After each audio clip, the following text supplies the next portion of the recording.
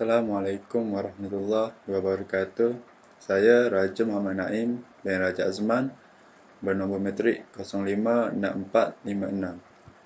Kumpulan kami akan membentangkan proposal yang bertajuk Paradigma atau Paradoks Kefahaman dalam kalangan pelajar-pelajar Fakulti Undang-Undang dan Hubungan Antarabangsa FUHA berkaitan polemik RUU 355 dalam penambahbaikan mutu persaingan pengadilan antara orang Islam dan bukan Islam.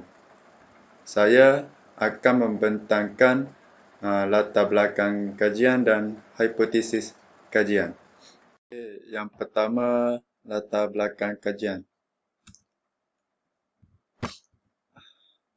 Memandangkan pelajar-pelajar di institusi pendidikan, terutama di peringkat tinggi, sibuk dengan urusan pembelajaran dan pengajaran yang mereka sertai, maka wujud kelompongan dalam usaha mendapatkan satu kajian sudut pandang mereka terhadap situasi-situasi dan panorama keadaan global dan setempat, khususnya melibatkan perkara-perkara yang bangkit di sekeliling mereka.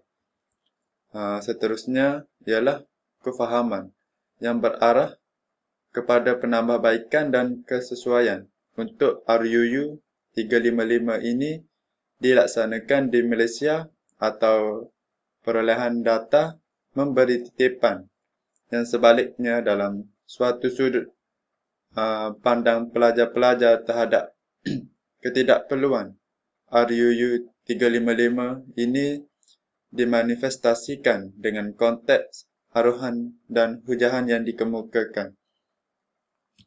Yang seterusnya ialah kewajaran pengaplikasian tindakan dapatan dan pungutan pendapat pelajar ini bertujuan untuk mendapatkan gambaran generasi masa hadapan ini berkaitan dengan polemik RUU 355 yang dilihat seperti dipolitikkan atau digeneralisasikan mengikut kepada ruang dan lunas perundangan dan perihal akademik yang kompleks dan jitu.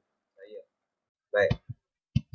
Kemudian bahagian saya dalam pembentangan video ini berkaitan proposal. Proposal yang dipilih ialah proposal saya berkaitan dengan paradigma dan paradoks tahap kefahaman para pelajar FUHA Fakulti Undang-Undang dan Hubungan Antarabangsa Indonesia terhadap polemik RUU 355 dalam mutu penambahbaikan persaingan antara orang Islam dan bukan Islam. Yang pertama ialah masalah kajiannya ialah yang isu atau kontroversi atau keprihatinan yang komprehensif yang mahu dikaji ini secara umum. Okey, itulah dia masalah kajian. Bila datang kepada pernyataan masalah, satu penghuraian atau sebutan penulisan ilmiah yang mempertontonkan atau membawa dimensi masalah kajian dalam bentuk penghuraian atau konteks pembentangan secara idealistik. Okey, yang seterusnya ialah berkaitan permasalahan kajian. Jadi dalam permasalahan kajian ni, pengkaji diri saya letakkan bahawa pelajar merupakan trust negara. Pelajar merupakan trust tulang belakang sendi kepada negara pada masa akan datang.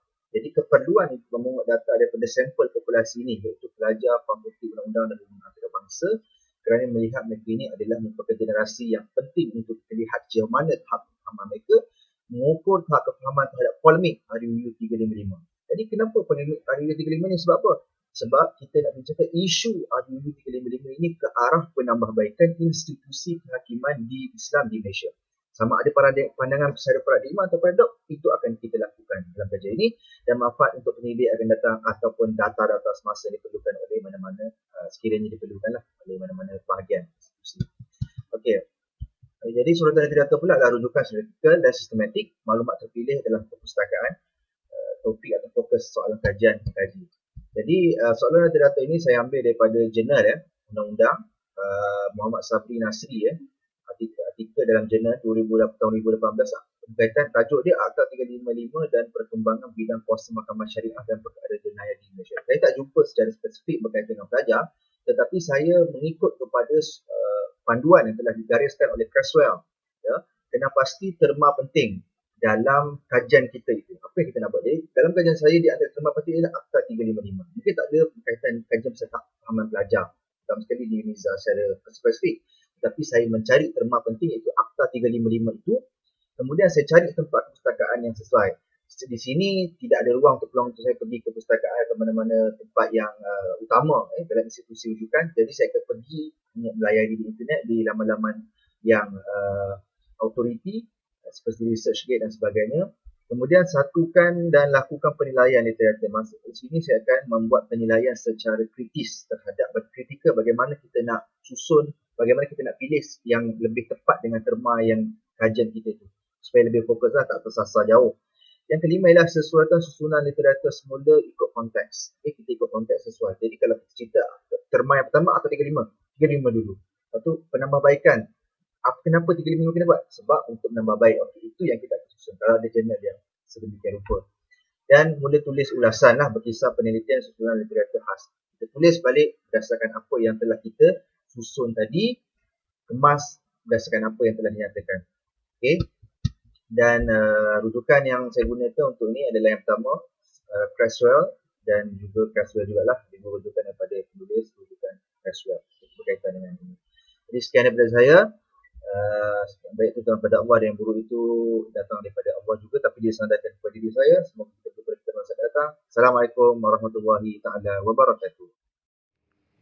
Objektif kajian di dalam kajian ini yang pertama ialah menjelaskan bidang kuasa mahkamah syariah di Malaysia dan hakikat sebenar RUU 355 yang menjadi penambahbaikan mutu persaingan pengadilan antara orang Islam dan orang bukan Islam.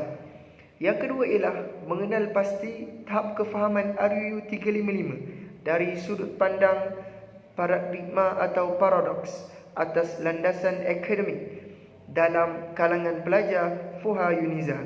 Yang ketiga ialah mencadangkan kaedah-kaedah proaktif atau inisiatif pasif terhadap kefahaman dan pemahaman penstabilan dan penguatkuasaan mahkamah syariah dalam kalangan pelajar FUHA UNIZA.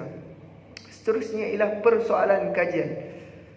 Yang pertama, apakah bidang kuasa mahkamah syariah di Malaysia dan perkaitan hakikat sebenar RUU 355 ke atas bidang kuasa asal dan sedia ada untuk mahkamah ini. Yang kedua, persoalan yang kedua ialah apakah tahap kefahaman RUU 355 dari sudut pandang paradigma atau paradoks atas perbincangan akademik dalam kalangan pelajar FUHA UNIZA.